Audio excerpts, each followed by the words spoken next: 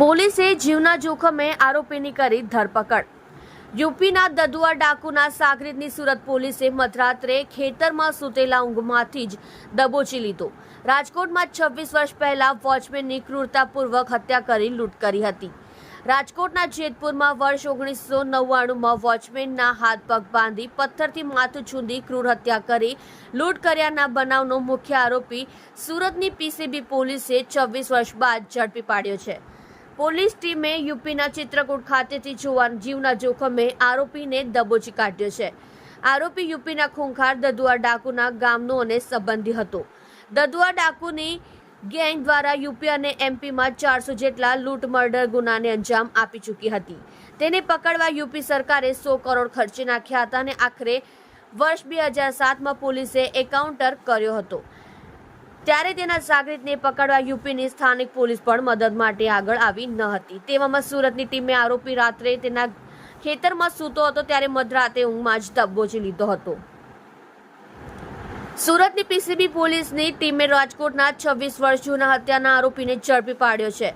Surat PCB police ઉત્તર પ્રદેશથી જીવના જોખમે આરોપીને ઝડપી પાડી સુરત ખાતે લઈ આવી હતી। મળતી માહિતી મુજબ સુરત પીસીબી પોલીસના કર્મી સહદેવ વરવાભાઈ અને અશોકભાઈ લુણીને બાતમી મળી હતી કે રાજકોટના જેતપુરમાં 26 વર્ષ પહેલાની ચકચારી લૂંટ વિથ મર્ડરના ગુનાનો આરોપી મિતલેશ ઉર્ફે ઉત્તમ કુમાર ગયા પ્રસાદ પટેલ યુપીના ચિત્રકૂટ વિસ્તારમાં રહે છે, જેને લઈ પીસીબીની 4 પોલીસ કર્મી સાથેની ટીમ યુપીના ચિત્રકૂટ પહોંચી હતી અને આરોપીને ઝડપી પાડ્યો હતો। પીસીબી પીઆઈ રાજેશ સુવેરાએ જણાવ્યું હતું કે મિતલેશ ઉર્ફે ઉત્તમ કુમાર ગયા પ્રસાદ પટેલને સુરત પીસીબી પોલીસની ટીમે જીવને જોખમે ઝડપ્યો છે। આરોપીને પકડવા માટે સુરત પીસીબીની ટીમ 4 થી 5 દિવસ અહીં રોકાઈ હતી। આ દરમિયાન સ્થાનિક પોલીસની મદદ કરતા માલુમ પડ્યું કે આરોપી ઉત્તમ કુખ્યાત દદુઆ ડાકુના વિસ્તારમાં દાઉકા ડેરા ખાતે રહે છે અને તે પોતે દદુઆ ડાકુનો સાગરીત હતો, કૌટુંબિક સભ્ય પણ છે। ઉપરાંત દાઉકા ડેરા જંગલની વચ્ચે આવેલો એક નાનો કસ્બો છે જ્યાં તમામ ઘેરોમાં હથિયાર અને કટાવ રાખવામાં આવતા હોય છે। અહીંથી કોઈને પણ ધરપકડ કરવી પોલીસ પર જીવનું જોખમ રહેલું છે, જેથી એક સમયે તો અમારી પોલીસ પણ આરોપીને પકડવાનો નિર્ણય છોડી પરત સુરત આવવાનું નક્કી કરી નાખ્યું હતું। જો કે આ દરમિયાન ફરી અમારી પોલીસને માહિતી મળી હતી કે આરોપી તેના ગામના એક ખેતરમાં રાત્રે સુવા આવવાનો છે, જેથી અમારી પોલીસની ટીમે સ્થાનિક પોલીસને જાણ કર્યા વગર જ રાત્રિના સમયે જીવના જોખમે અહીં ફિલ્ડિંગ ભરી મધરાત્રે જ ઓપરેશન પાર પાડ્યું હતું અને ઊંઘમાં આરોપીને દબોચી લીધો હતો। એટલું જ નહીં, આરોપી અવાજ ન કરી શકે તે માટે તેના મોઢામાં કાપડનો ડૂચો ભરાવી તેની ધરપકડ કરી ત્યાંથી ઉચકી લાવી હતી। આરોપીની ધરપકડ બાદ પીઆઈ રાજેશ સુવેરાએ જણાવ્યું હતું કે પોલીસના વર્ષ 1999માં રાજકોટના જેતપુરમાં ટાઇલ્સના કારખાનામાં કામ કરતી વેળા અન્ય 4 મજૂરો સાથે મળી શેડના કારખાનામાં ચોરી કરવા ગયા હતા। ત્યારે વોચમેન આવી જતા તેઓએ હાથ પગ બાંધી પથ્થરથી માથું છૂંદી ઘાતકી હત્યા કરી દીધી હતી અને બાદમાં વતન યુપી જઈ દિલ્હી ભાગી છૂટ્યા હતા। જો કે પોલીસના પકડાઈ જવાના ડરથી અલગ અલગ રાજ્યોમાં મજૂરી કામ કરી ગુજરાન ચલાવતો હતો। જો કે થોડા દિવસ પહેલા જ તે ફરી ચિત્રકૂટ રહેવા આવી ગયો હતો, જેની માહિતી સુરત પોલીસને મળતા તેને દબોચી લીધો હતો। સુરતની આરોપી પણ રાજકોટ ગ્રામ્ય પોલીસે ₹10,000નું ઇનામ પણ જાહેર કર્યું હતું। ત્યારે પોલીસે આરોપીને વધુ તપાસ માટે રાજકોટ પોલીસને સોંપી દીધો હતો।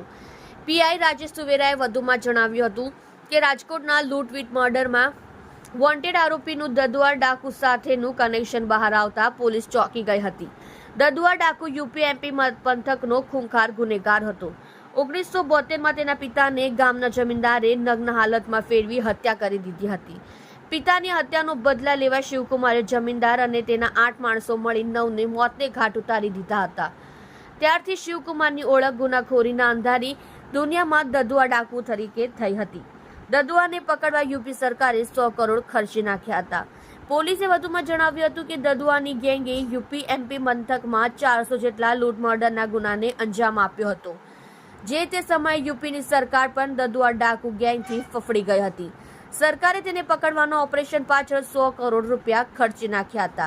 ત્યારે આખરે વર્ષ 2007માં દદુઆ પોલીસ એન્કાઉન્ટરમાં માર્યો ગયો હતો। આપ જોઈ રહ્યા છો ગુજરાતની સૌથી પહેલા ખબર આપતી Surat express news channel director Rajesh મંગલીની સાથે।